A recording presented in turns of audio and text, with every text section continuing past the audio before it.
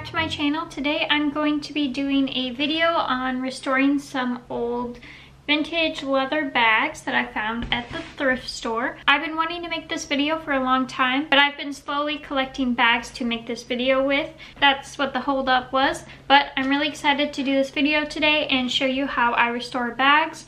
I really think it's important to find things at the thrift store or just things that people don't want anymore and restore them, because it gives them a whole nother life. And especially with leather goods, I find that it's a lot more sustainable to restore things that have already been made instead of creating new leather. I do find myself more on the vegan spectrum, and I would rather use a leather item that has already been created and is already out there in the world instead of creating a need for more leather production. So that's one of the reasons why I do this. I also really admire vintage items, and one of my hobbies in general is restoring old things and making them useful again. With some of these bags, the hardware on them is broken. None of the ones that I have today are, but I have found that in the past. So fixing things is really important to me, and it's really rewarding if you find a bag or an item at a thrift store or estate sale, just anywhere that's been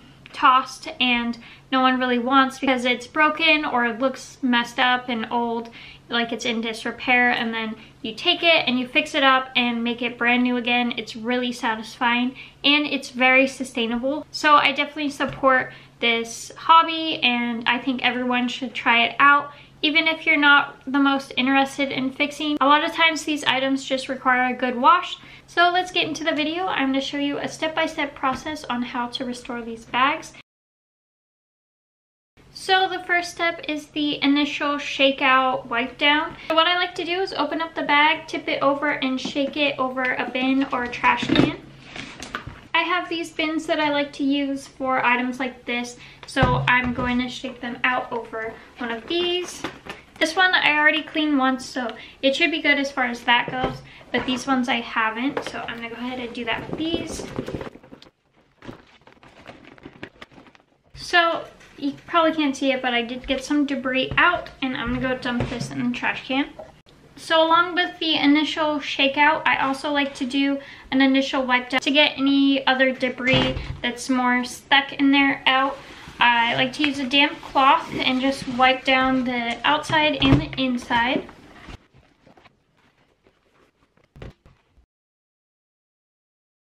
So step 2 is to give them a good soak and wash. I'm going to go ahead and fill these tubs. I have 3 here, 1 for each bag.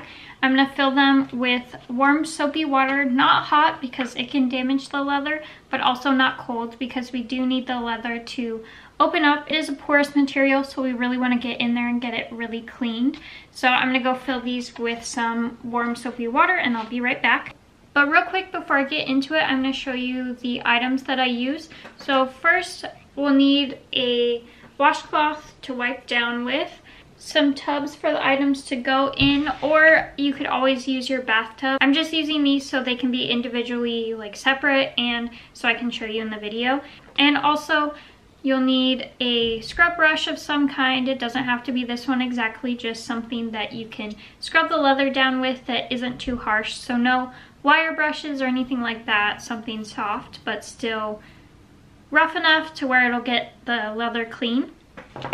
And then I'm going to be trying out this saddle slope to give it a good wash and polish. This cleans while still polishing the leather. And then finally we'll need some wax to coat the leather and protect it. Keep it looking nice and safe from getting stained, things like that. Those are the items you'll need. Let's get into the steps. So I have my tubs filled now. I'm going to go ahead and put the bags in and let them soak for a few minutes, and then we'll get to cleaning.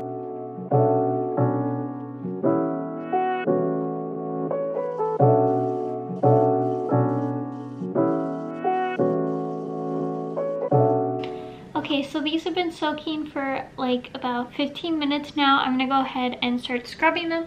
I'm just going to use this brush that I mentioned to really try to get into all the nooks and crannies of the bags to make sure that I really get them clean and get all the nastiness out. So, roll the tape.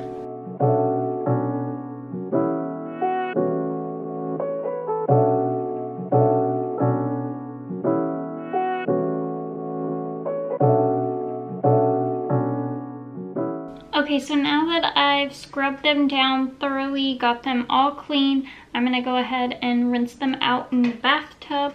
And this is what the water's looking like right now. The reddish brown is just from the leather dye. It's just the leather dye like naturally soaking into the water. That's not how dirty it is, but they were pretty dirty.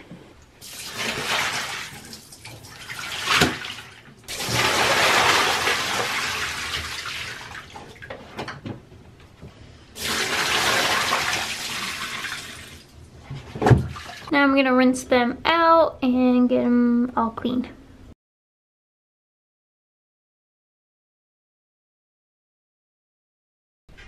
Okay, so now we're on to step 3. I rinsed the bags and now I'm going to be stuffing them with some towels to let them dry in the correct shape that I want to.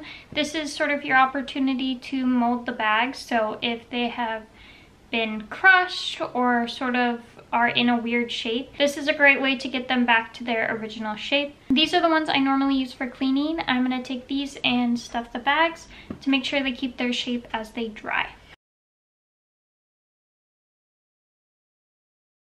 These are the bags once I filled them with towels. I made sure to leave them unzipped and open so they can thoroughly dry.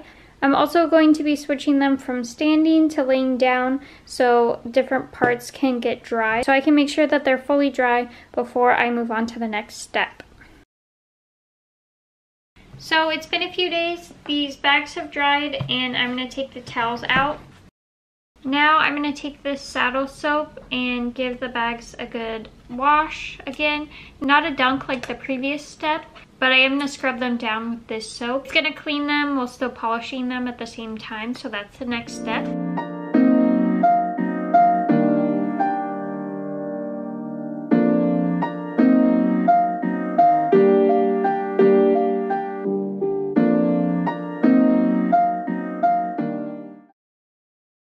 Okay, so I let these dry out for a few minutes, so now they're not damp anymore, and I'm going to take this leather solve and rub it in with this clean and dry cloth. This is made with carnauba wax and shea butter, so it's vegan and petroleum free. A lot of these leather hydrators contain petroleum products, which I'm really trying to stay away from, so I was glad to find this one. I know shea butter is a great natural product, so I'm going to go ahead and rub that into these and rehydrate them.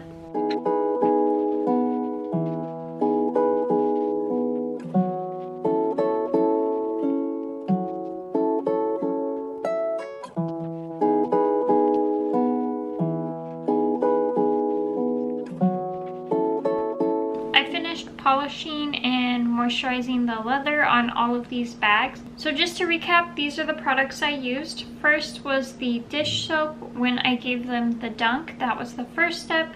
Let them soak for a little bit, really scrubbed them to get them clean. And then I let them dry out with some towels stuffed in them to keep them holding their shape and dry out faster. And then after they dried, I used some saddle soap with a damp brush to really kind of work it into the leather. This cleans and polishes at the same time. And then after they had dried from that, I polished them with some leather solve. This was just to really get them moisturized because all of the washing can really dry out the leather. And I also used this brush the whole way. I have 2 of them, so when I was using the first one to scrub them down with the Dawn dish soap, and then the other one for the more drier application of the saddle soap. And then I did use a washcloth for this one like you saw. So that's sort of the recap. Let me show you what they look like. So this is the end result of this first bag. This one is super moisturized now. It's evenly colored. Before it was kind of splotchy and had some dry spots and like stains. But they all came out when I washed it, and now it's holding its shape a lot better too. Before it had been stored flat, I think, because this bottom like structure part where it sits on was completely like folded in and crushed. So now it's holding its shape, it's super moisturized and stain free. Success with that one. Next is this super old Coach leather bag. I think this is from the first factory that they had in New York because of the tag. So when you're looking at Coach bags, they all have this tag in the inside that has a little spiel about how it's a Coach bag and where it was made, and the serial number on it as well. And if my research is correct, this one is from the original Coach factory in New York in the 70s. So that's super exciting, and it was really beat up when I got it. I found it at a thrift store, secondhand. All of these bags are secondhand. I don't buy leather goods new, but it was really beat up and dried out. It's still a little messed up. It has some like tears that can't be fixed with just cleaning, but I got it all cleaned up and evenly coated and moisturized, so it's looking a lot better now, and it's really holding its shape as well, just like that first one. And this third one, I had previously like cleaned it up, but it had a mildew smell on the inside from the previous owner, so I really wanted to dunk it and get that smell out. It's still in there a little bit, and I'm scared that if it gets damp, it'll smell. So if you have any tips about getting mildew out of leather, let me know in the comments down below. I'd really love to hear your suggestions, because I've kind of researched it and haven't really found anything good to do. But it looks great, and it just needs to be cleaned on the inside a little bit better now, I think. Overall, the steps that I showed you in this video really help extend the life of your leather goods. The way I see it, buying leather secondhand is totally ethical, because you're giving another life to something that was already produced, and you're not contributing to the market demand for that item. So if I buy leather in the main market firsthand from a store directly, I'm continuing creating the demand for the production of those items like leather, which we don't want to do. So that's why I only look for leather goods at secondhand thrift stores, things like that, because that way not only are you not creating the demand for the product, but you're continuing the life of something that's already been made.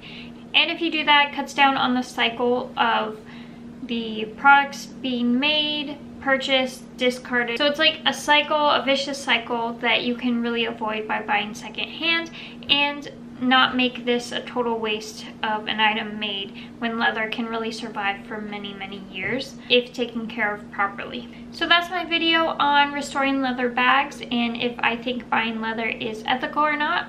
Just like a lot of things in sustainability, the answers aren't just black and white. There's a huge gray area where most of the answers lie. And I really hope this video helps people see that buying leather secondhand is still a great option.